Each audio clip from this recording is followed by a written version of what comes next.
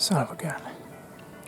I had a tree picked out closer to the field edge, but it was going to be pretty dangerous to get into, so I decided to jump ship and aim for a tree that's a little farther back. The plus side of that is I got way more cover, and I can see back into this little creek bed.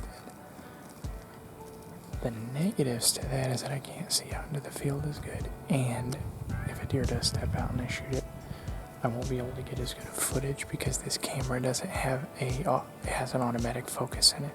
It'll try to focus on some of the branches and stuff in between the deer and me. So we'll just have to see where they step out, if they step out, and hopefully I haven't cursed myself. This tree I picked.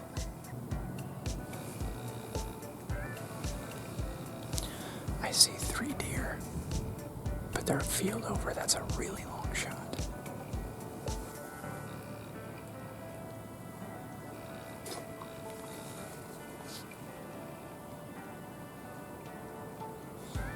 Just no way I'm going to have to hope that they come over here, or that more deer come out from back here. It's a good sign though.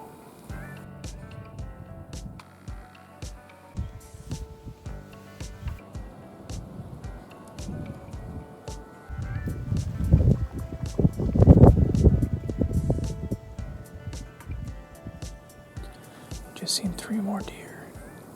They came out in the same place the other ones did and went the same way they did, which is way too far for me to shoot and through a lot of brush. It's the opposite of what they normally do too. They normally come out from over there and head this way, so there must be a good food source over there somewhere. I've only got about 20 minutes left, and every deer I've seen has done the same thing. And the last group of 3, I only seen them go that way. I didn't see them cross on up where I saw the other ones did, so I'm thinking they may still be over there feeding. I might jump down and have a look.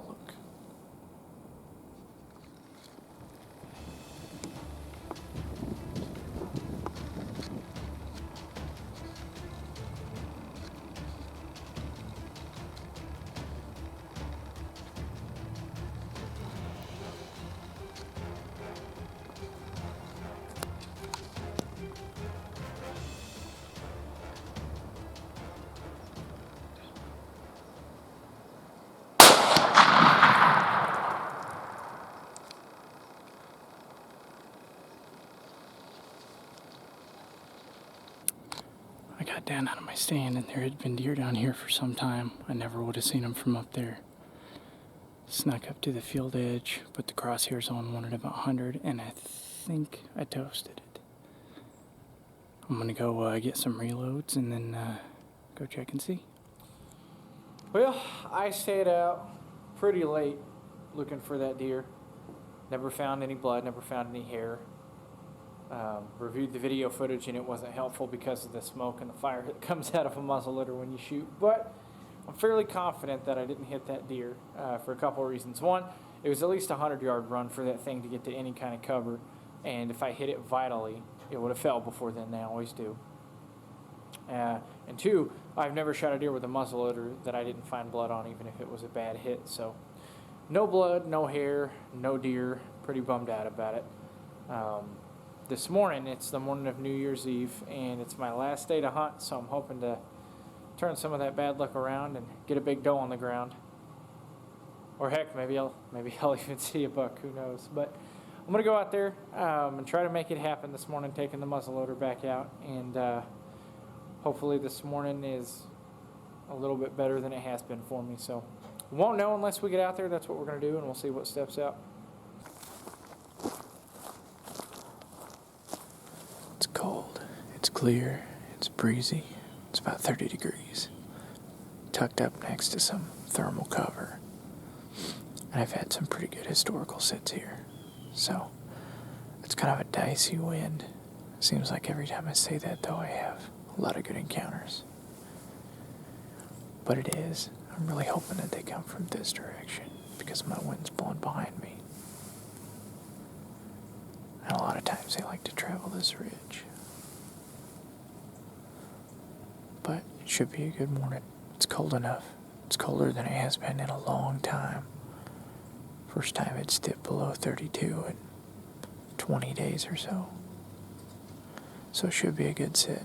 besides the fact that it's a little breezy, weather couldn't be more perfect, so just happy to be outside. We'll see what happens.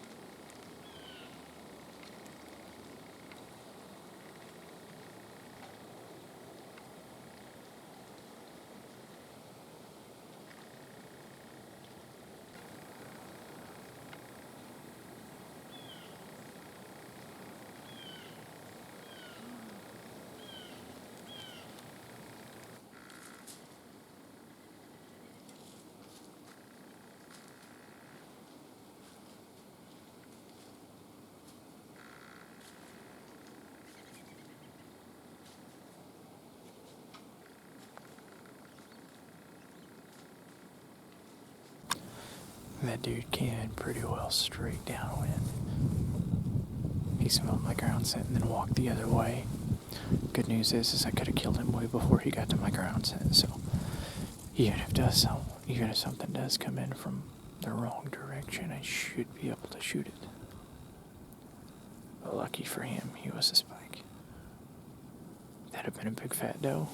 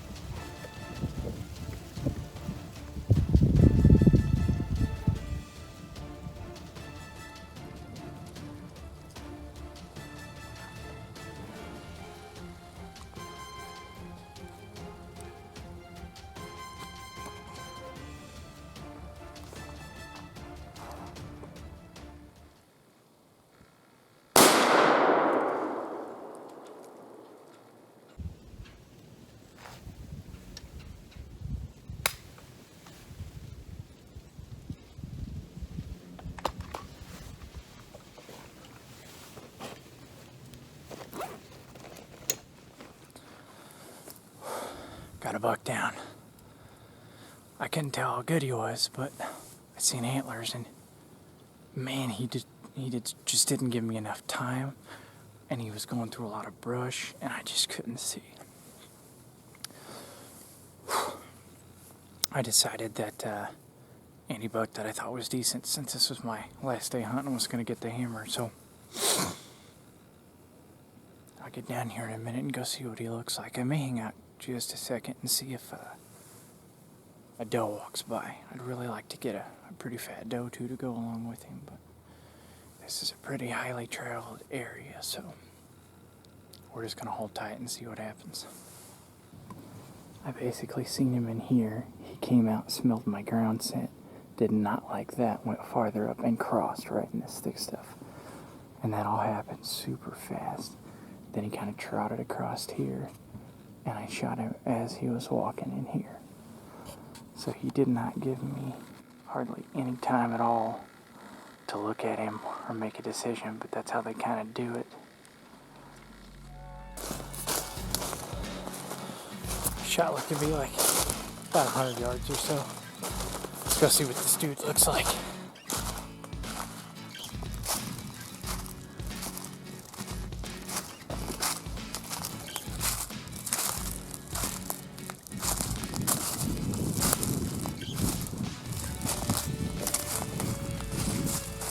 What a roller coaster of a season it has been.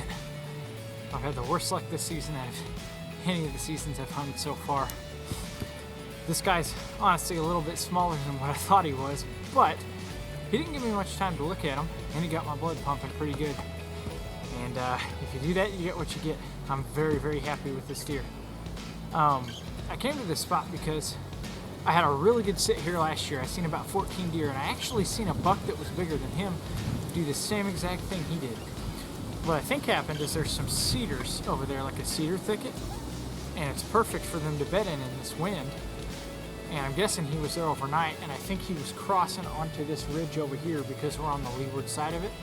And I'm guessing he was going to eat some acorns or some woody browse, or maybe he was going to bed over there. Heck, I don't know. But whatever the reason is, he decided to get up and go over there. I'm happy.